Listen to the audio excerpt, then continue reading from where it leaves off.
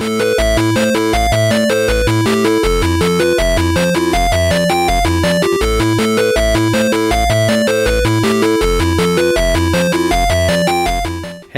and welcome back to a brand new episode of Bloody Chronicles. Michael here today. We continue on where we've left off. I don't even know what's going on, but it seems like I'm in my own imagination of being a knight in shining cardboard armor. But anyway, I really don't know what you're like outside of work, so I can't help but imagine you being all serious and barking commands like, "Let's get this evil monster" at other players. The next thing I know, I'm acting like a commander straight out of a bad B-rated movie in front of Karu. Be gone, or something like that. I look back at Karu and see that she's trying her best not to laugh. I'm sorry. I can't hold it in anymore. You didn't have to hold it in. I know I'm a fool. See? Now do you see what I mean? Yeah. I get it now. Do you? Heh. Told you it was funny. Thank you. That was quite entertaining. You're welcome. Anyway, back on topic. Okay. Yeah, sure. The players actually use a bizarre code to communicate with each other in game. Like Morse code? These codes are a mix of letters and numbers, like W8, FF, F4, AFK, 44A, 4U, and who knows what else is in there. I don't know anything about these codes and don't know what they mean because I don't do computer games. But then it got me thinking, what if the message left at the crime scene is a code like the one in the game? I don't know. And what if the numbers represent letters or syllables? I don't know. Fascinating. I never really thought of it that way because I wouldn't really think of it that way. So I split them up into individual letters. Okay. Karu turned her laptop and showed me her notes. Documents contain all sorts of abbreviations and their translation notes. F4, W8, wait, and longer abbreviations. T2YL, TTUL, talk to you later, tomorrow. Oh! Wow, I'm old. CU46. I thought we were about to spell something else. CU46. You gotta be kidding me. Karu starts to laugh. I don't know what it is because of what I said or because I choose to read that particular code out of all the others, but we won't know that to the near future of what if that actually is true or not. Okay, there's a lot of abbreviation codes. How fun. Yes, I tried combining different letters together at first, but nothing made sense. So then I started to wonder if each digit meant something. Okay, and And they do. For example, 3 free can mean the same as E. 4, but it can be also A. Like that makes any sense. So I went ahead and tried to decode the message, and this is what I came up with. Karu scrolled down to the end of the page. My eyes instantly lock onto the translated message like a predator that had just spotted its prey. M3554G34 7R4170R44 means Message for 7R41. Message for traitor. Message for traitor. I'm a god, people. Message for traitor AA.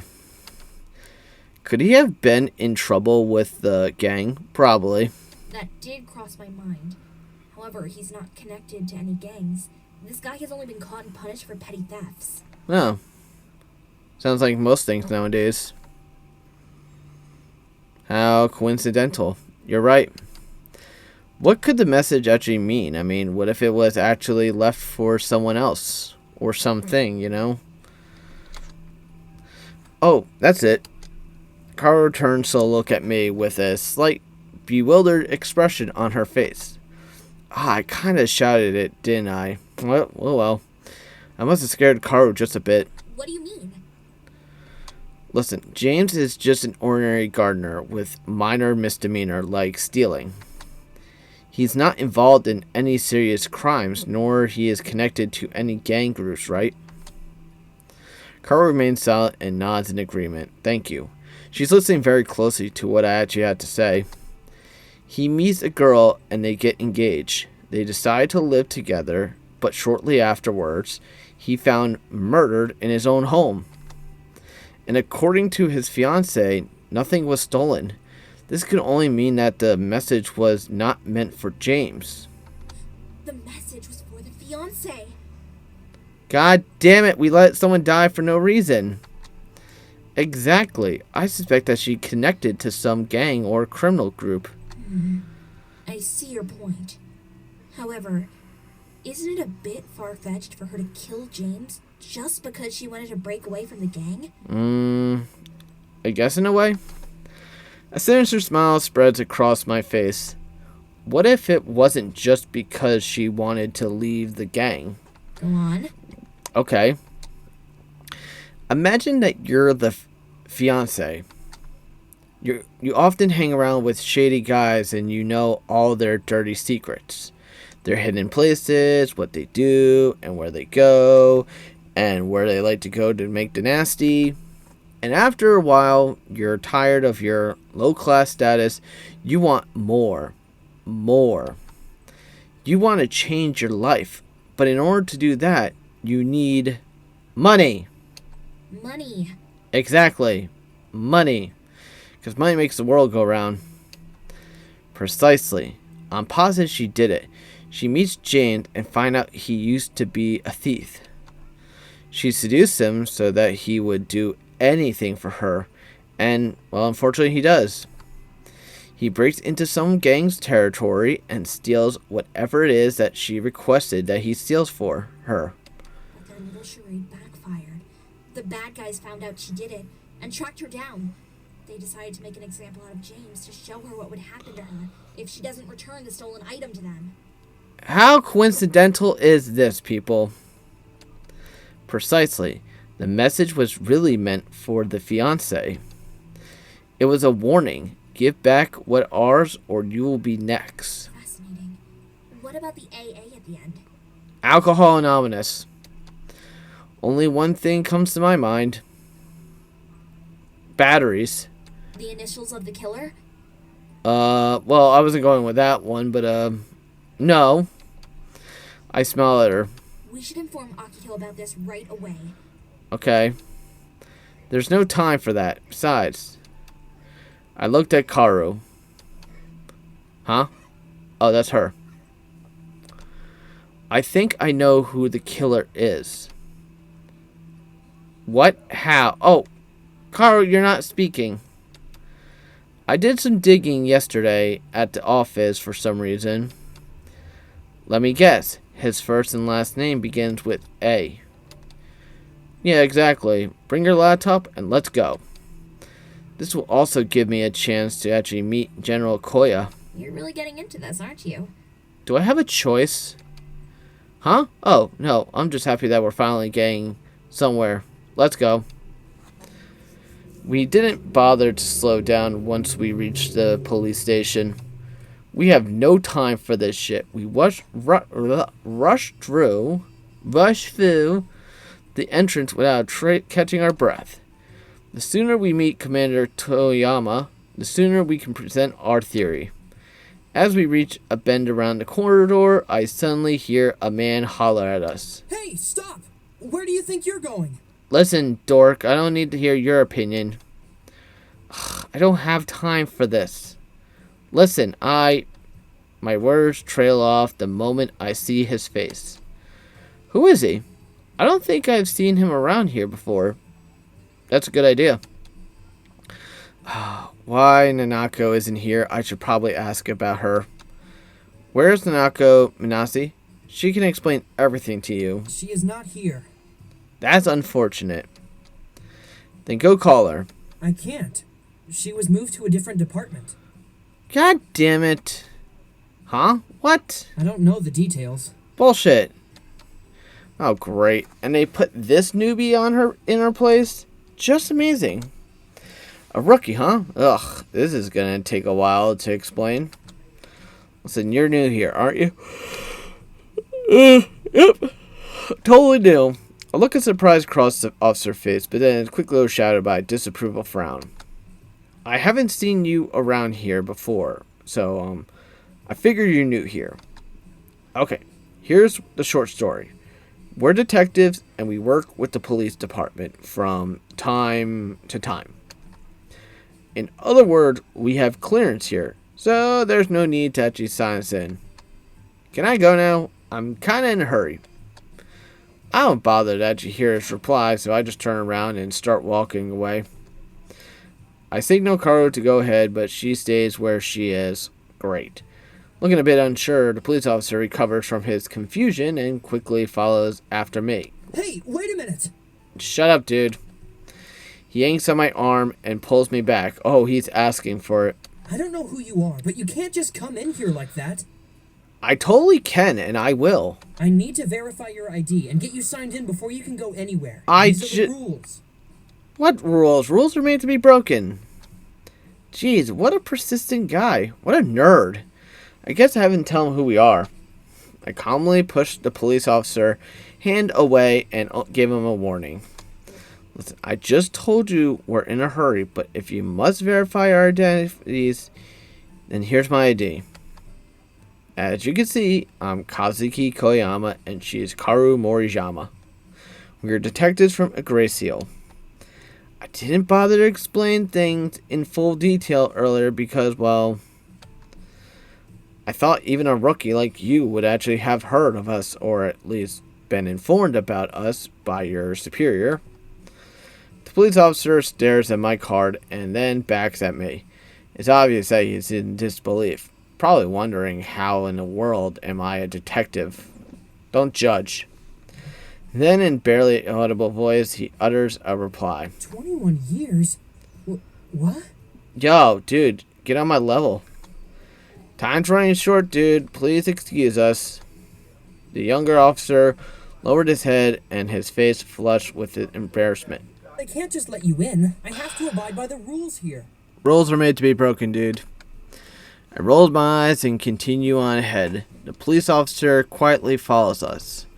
A few steps and corner turns later, I spot the commander reading up on some documents near the end of the corridor. Mr. Toyama! Commander Toyama!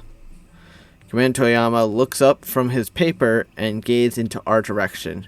He looks at the three of us and smiles. Oh, why, it's our young, devoted detectives. Hi. Commander! I tried to stop them, but this man insisted that they must speak with you immediately, sir. That's the point. Don't worry. They've already helped us with several cases, so they're well known here. Told you. In fact, we see them here so often, most of us don't even pay attention to them and just let them strut about the place. Thanks. The police officer looked slightly embarrassed as the commander laughs joyfully at his own comment. We need all the help we can get, especially with the current crimes. True. Furthermore, these young folks do a superb job with solving the cases. It's what we do. Yes, Commander. I'm sorry. After these words, the young officer left us alone with Commander Toyama. With that said, let's get down to business. So, are we going to defeat the what's Hun? the problem? Problem. It's not a problem, Commander. It's the opposite. We're confident that we've solved the James murder case, which was one of the cases attributed to the Phantom. I see the police officer's eyes widen with surprise. The commander smiles slyly, then frowns. You do seem very confident. You're sure of this? As confident as my YouTube channel will one day progress. Yes, Commander. Well then, go to the internal office. I'll send over the person in charge of the Phantom case. Akito? Tell him what you have. Okay. Are you referring to General Coya? Yes. Oh, I don't want to see him. Right. Thank you, Commander. Coya, I wonder what he's like. Oh, and one more thing. Koyama, is it? Yes. Thank you for your help. You're welcome? Chills ran up my spine when the commander thanked me. I gratefully bowed in return. Don't often get thanked a lot. He smiles, then turns his attention to Karu. Hello, Miss Moriyama. He said these words with great respect. And then he bowed, as he always did. Out of respect for her family, Karu flushed a bit and also bowed. Thank you, Commander. After that, we head over to the internal office together and wait for the general to actually arrive. I just started to get lost in my thought when the door suddenly opens and a man enters. Hello, I'm General Akiat Coya. I'm in charge of investigating the Phantom case. I heard that you have something interesting for me. Hey, dude. Yeah, we do. We have managed to decipher the mysterious message left behind at the James murder scene, and thanks to this information, we can safely say that this case is not connected to the Phantom at all. General Koya's face remains blank. Why? He didn't even show any reaction to what I've just said, not even a twitch. Is he not interested or what? You may continue. Okay. Yeah. My colleague managed to decipher the message thanks to a particular incident. Most of the information is stored here on her laptop, if I may show it to you, General. Feel free. Cool. I pull out Karu's laptop and turn it towards the General. Then I ask Karu to provide an explanation as to how she managed to actually decipher it. And this is why we concluded that this murder is simply a vendetta within the gang circle, and is not in any way associated with the other murders. Exactly. Karu looked at me, and I might actually know who he might be. Oh, interesting. What do you mean, interesting? He said it like he didn't actually make any impact on him. Well, the other day when I was looking for some more information about, well, who it might actually be, I looked through a list of criminals who exhibit acts of brutality. 190 centimeters tall, heavily built, savage behavior with a criminal record, and so I got 3 matches, and one of them was Ariaki A. After we finish, General Coya leans back in his chair and thinks for a moment. His poker face gives no hint as to what he may actually be thinking of. Is this guy actually taking us or any of this seriously at all? Just a thought crossed my mind. The general picks up the phone and issues an order and gives me a strange look. Tell Smith to find everything we know about the fiancée of Jesse James Jr., some Elizabeth Kay. And when I say everything, He means everything? I mean everything. Where she's from, her family, friends, who she was dating, etc. And do it now. Is he talking to me or is he talking to the person on the phone? I also want information on Ariaki A. He's the main suspect in this case, so get me the files immediately. Understood? Is he talking to me? Interesting. He really does know what he's doing, and I don't know if he was talking to me or not. Oh, he hangs up the phone. Oh, he wasn't actually talking to us. Cool. And faces us once more. Well done. As soon as we get some information, we will share it with you. Cool. Thank you, I guess. In fact, one of our colleagues is currently working with your officer. His name is... All right. Mr. Muscle. Muscle? Kara and I exchanged puzzled look with each other. What the... Did I hear him right? Mr. Muscle? That's not true. Kara repeats it, trying her best not to laugh. Oh, well, it's a nickname. People here tend to call him that. I'm not going into details why, but let's just say he knows how to make an entrance. Whatever. Carl and I exchange looks once again, except this time it's looks of pure amusement. Yes, he sure does, and it's so him. Sad but true. Exactly. Well, thanks for your time, General. I think we will be leaving now. We get up and head towards the door. Oh, well, we can send you all the documents as well, if you like.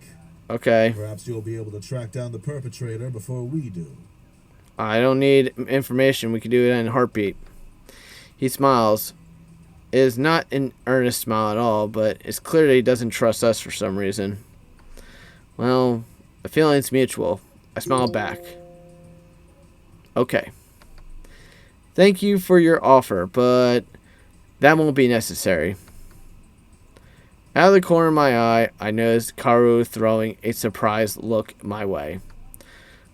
This case is not linked to the Phantom, and with all due respect, sir, we like to keep our focus on the Phantom, nothing else. We want to be on the ones that catch them. I see. Interesting point. Duh. Why are you so close to me, dude? He comes up to me and offers to shake my hand.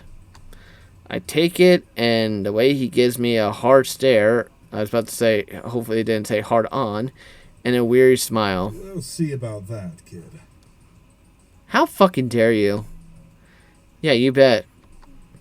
We continue to stare at each other, and the atmosphere in the room suddenly feels gloomy and heavy. There's definitely rivalry between us. See you around. Yeah, see you too, General. And thank you for your help as well, Miss Moriyama. We never underestimate the potential of the Moriyama family. Why? Oh, no need to thank me. We're just doing our job. Yeah, totally. General Coya stands still and looks at Karu for a few seconds in silence. Perv alert? You can go now. Take care. Okay. What a weirdo.